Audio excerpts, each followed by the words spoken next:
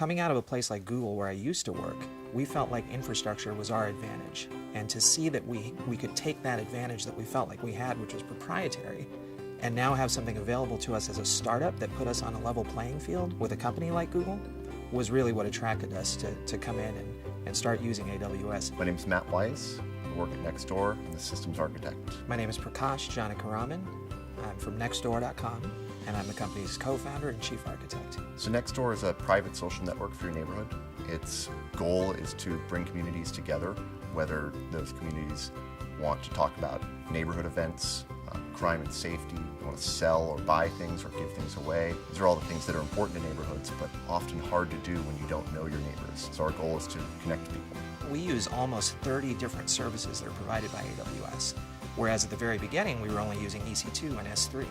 Now we're using ECS, we're using Redshift, we're using RDS, we're using load balancers, we're using the whole stack. Early on, we didn't have a solid feel for exactly what kind of infrastructure we would need. We needed to be able to move quickly, launch things on demand, terminate them when they weren't needed anymore, and the overhead of building an infrastructure ourselves didn't make a lot of sense. In general, the benefit of AWS over a shared hosting provider was that AWS afforded us a level of flexibility that we didn't have with shared hosting. We could try multiple things in parallel without concern for having to over-provision our resources. It allows us to move as fast as the industry and encourages us to do that, which keeps things new and fresh and clean and interesting to our developers, but also cost-effective for running the business. When we think about infrastructure at Nextdoor, one of the things that we want it to be is completely invisible and transparent to our developers. So we don't spend a lot of time thinking about what the underlying machines look like or what the underlying resources look like.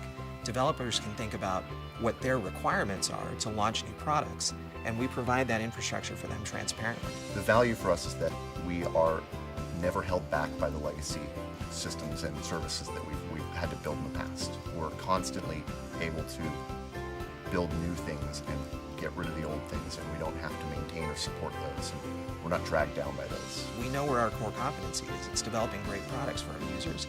It's not managing thousands of machines and managing and provisioning lots and lots of hardware and lots of esoteric services. We want to be able to use those services at our disposal to assemble great products.